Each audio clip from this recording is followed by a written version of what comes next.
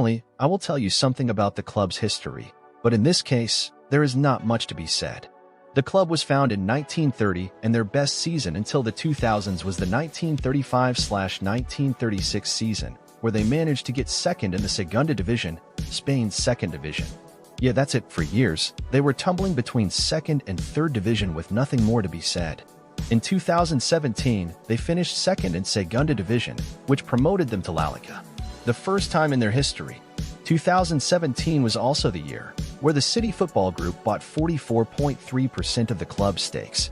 In 2018, they finished 10th in their first La Liga season ever, with their best match happening against Real Madrid on October 29th, which they won with 2-1. In the Copa del Rey round of 16, they won against Atletico Madrid 4-4 on aggregate, and for the first time in history, they reached the quarter-finals of the Spanish Cup. Unfortunately for them, they got relegated at the end of the season. After 3 years of absence, they got promoted back up again for the second time in history and finished their second La Liga season in 10th place. Michel took over the club on July 9, 2021. He was more of an unknown manager up to this date, only coaching SD Huesca and Rayo Vallecano, where he won the Segunda Division with both teams. As a player, he played for teams like Rayo Vallecano and FC Malaga as an attacking midfielder. So, not really the way of a world-class coach. But still, he managed to do the unthinkable. But how did he do it? His tactic is really special because he divides the field into left and right. The left side rotates far more than the right side, bringing the most out of his players. The right side stays more in his traditional 4-3-3 formation, with the two center midfielders shifting to the right side to create space for the left back to push forward.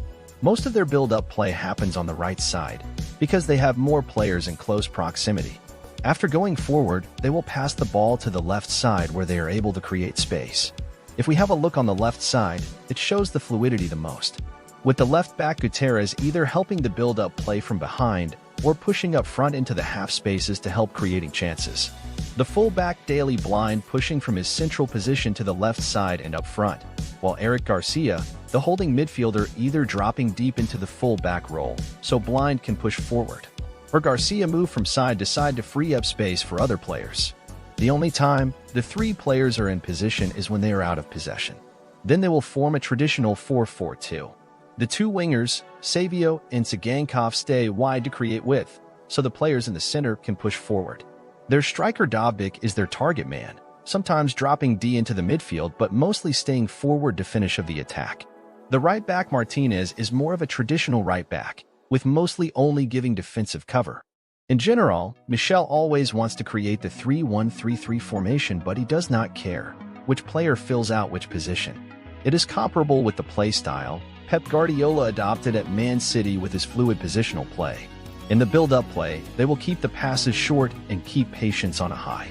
If the opposing press becomes too much, they will use the created space on the left side to push the ball forward, normally playing it to the winger, who is really good in 1v1 situations. But they won't always switch sides to continue the attacking play. If they have the space, they will pass the ball between the lines and start a counterattack and play the striker in behind. In attack, they use a 3-1-6 formation and therefore create a big advantage in the final third of the pitch, with always having passing options available and having loads of players inside the penalty box. Most of their goals came from deep crosses in front of the goal.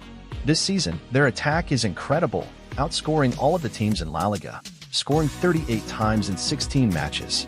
Their current top scorer is Artem Dobbik, who they got from SK Dnipro for just 7.75 million euros. He scored 8 times and gave 5 assists.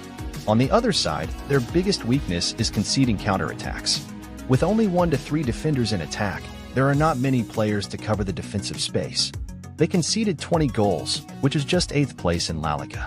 In conclusion, FC Girona is one of the best performing teams of Europe right now. With their stellar attack, they are definitely a team, which is entertaining to watch. Their fluid play style makes it difficult for opponents to pressure because Girona will use the spaces they created. On the other hand, this stellar attack comes with much defensive space and therefore conceding many goals. It will be difficult to keep this rhythm, but they caught everyone's attention. And there you have it, guys. Do you think Girona can maintain the top spot? Or will they eventually decline and drop back? And where do you think Michel's next coaching destination will be? Let me know in the comments below. Thanks so much for watching, and I will see you in the next one.